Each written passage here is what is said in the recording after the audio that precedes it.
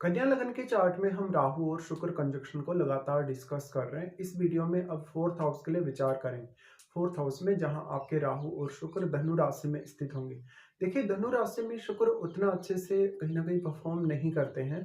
तो यहाँ राहु के साथ होते हुए भी यहाँ भले ही शुक्र की क्वालिटीज काफी मल्टीप्लाई होंगी, लेकिन ऐसा हो सकता है कि आप धन, लग्जरी और ऐशो आराम के मामले में वो स्थिति ना पा सकें जो वास्तव में आप चाहते हैं या जिस प्रकार की आपकी अपेक्षाएं हैं। अब लेकिन आपको इसमें जुपिटर की प्लेसमेंट को देखना होगा। सबसे पहले जुपिटर अगर मान लो आपके चार्ट में काफी अच्छी तरीके से प्लेस्ड हैं, तो फिर उनका जो असर होगा मैरिज के लिए भी आपको देखना है कि वो कैसी स्थिति में है और आपका जो मैरिड लाइफ है, क्योंकि वो सप्तमेश है आपकी। तो मैरिज के दृष्टिकोण से भी जुपिटर का प्लेसमेंट उतना ही इंपॉर्टेंट है।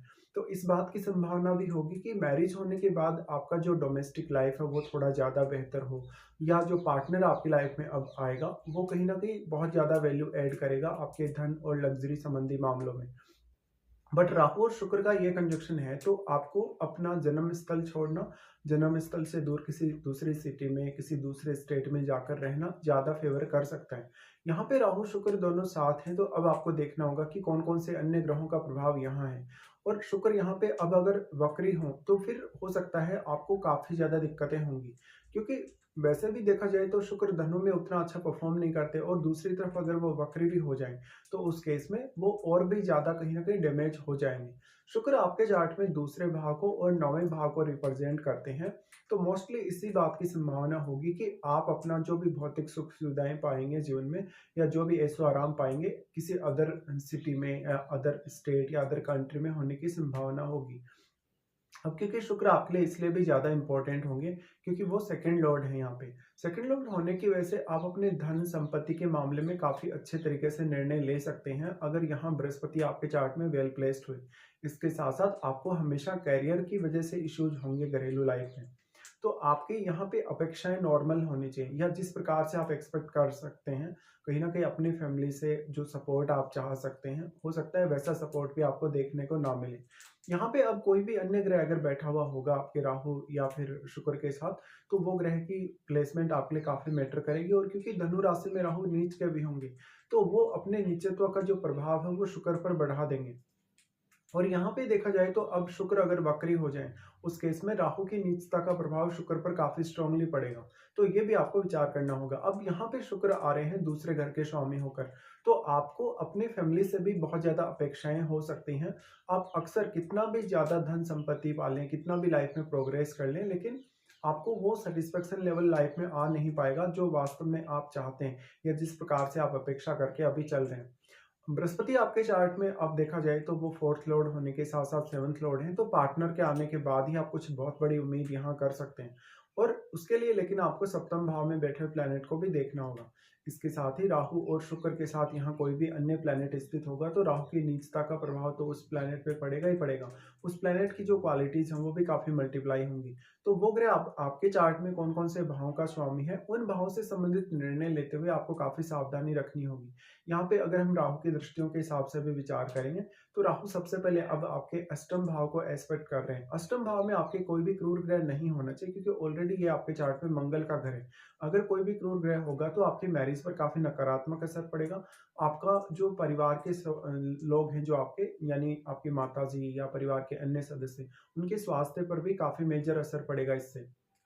साथ ही जो आपके अष्टम में प्लैनेट है, वो अष्टम में कोई भी अगर ग्रह है, अगर वो राहु के साथ मित्रवत है, इवन अगर वो शुक्र के साथ भी मित्रवत है, तो कुछ हद तक यहाँ पर बेटर हो सकती हैं स्थितियाँ। लेकिन आपके इन लॉज के साथ आपका रिलेशनशिप है, मैरिज के बाद आपका मैरिज को लेकर सेटिस्फेक्शन है, वो काफी प्रभावित होगा। अब अगर मान लो यहाँ पे आपके अष्टमेश ही स्वयं स्थित हो अष्टम भाव में, तब आपका कोई हिडन रिलेशनशिप होना या अफेयर होने की संभावना काफी ज्यादा बढ़ जाएगी, और फिर ऐसी स्थिति में आपके इन लॉज के साथ आपके रिलेशनशिप खराब होंगे। राहु का प्रभाव अष्टम भाव पर होने से हालांकि आपको रिसर्च करने, अकल्ट से जुड़े हुए कार्य करने, कोई भी मिस्टीरियस कार्य करने में जरूर सपोर्ट मिलेगा। उसके बाद राहु और शुक्र दोनों ही एस्पेक्ट डालते हैं आपके 10th हाउस में, बट ऑलरेडी जो केतु बैठे हैं आपके 10th हाउस में, वो भी स्वयं नीच की स्थिति में है। यहाँ अब जितना भी एनर्जी आ रहा है 10th हाउस की तरफ, सारा का सारा एनर्जी यहाँ केतु एब्जॉर्व कर रहे हैं, और केतु के साथ बैठा हुआ जो ग्रह होगा उसका एनर्जी भी केतु एब्जॉर्व कर रहे हैं, और केतु स्वयं ही नीच के हैं। इसलिए यहाँ पे करियर को लेकर बहुत ज़्यादा अनसर्टेनिटी रहेगी। इवन करियर को डिसीज़न लेने को लेकर आपको काफ़ी हार्ड वर्क करना पड़ सकता है। जो भी पर्टिकुलर आप अपना करियर चुनेंगे, उसमें आप कितनी भी ज़्यादा प्रोग्रेस कर लें, कितना भी ज़्यादा अपने करियर में राइज़ कर लें, लेकिन आपको वो सैटिस्फैक्शन नहीं आ सकेगा जो आप चाह रहे हैं। यहाँ पे अब देखिए, वैसे तो क्योंकि राहु भी नीच के हैं और राहु का प्रभाव भी केतु पर है, बट राहु एक सीमा तक ही अपना प्रभाव केतु पर डाल सकते हैं, क्योंकि राहु और केतु के बीच में 180 डिग्री का एंगल है। बट अगर मान लो यहाँ पे हम शुक्र को देखें, तो शुक्र क्योंकि बहुत ज़्यादा मल्टीप्लाई हुए हैं, शुक्र की क्वालिटीज़ काफ़ी मल्टीप्लाई हुई हैं, तो शुक्र बहुत ज़्यादा सक्षम है कि वो केतु को ज़्यादा प्रभावित कर पाए। बट जितना भी एनर्जी आपके 10th हाउस की तरफ जा रहा है, वो एनर्जी एब्जॉर्ब हो रहा है, तो वहाँ एनर्जी की कमी डेवलप हो रही है। इससे करियर को लेकर डिससैटिस्फैक्शन होगा। इवन कभी-कभी आप अपने करियर से स्विच करने को देखेंगे।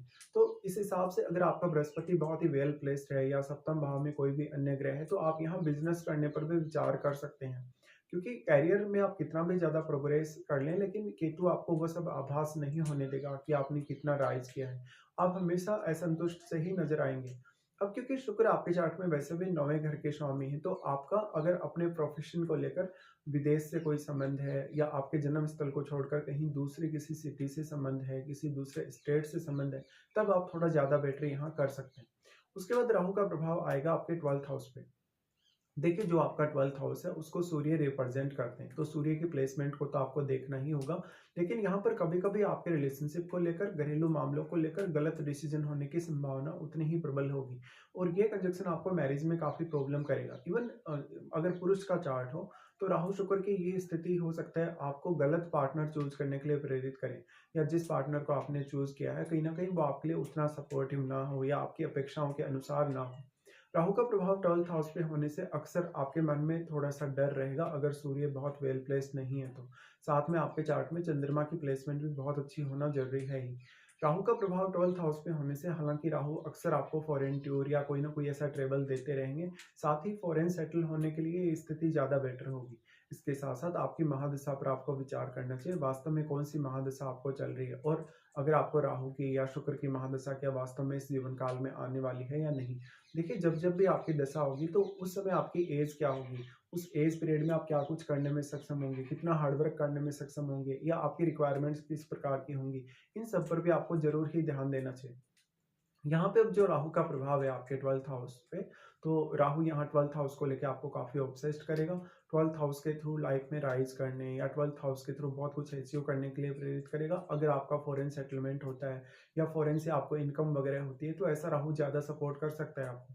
इसके साथ-साथ आपके लिए सबसे ज़्यादा मैटर करेगा राहु और शुक्र आपस में कितने ज़्यादा क्लोज़ हैं और फिर जो यहाँ डिस्पोज़िटर हैं बृहस्पति, उनकी प्लेसमेंट कैसी है। साथ ही साथ आपके लिए ये काफ़ी इम्पोर्टेंट होगा कि फैमिली के साथ आपका किस प्रकार का रिलेशन है, कहीं न कहीं। फैमिली के साथ आपको हमेशा अपनी ज़िम्मेदारियाँ पूरा करने की तरफ देखना चाहिए।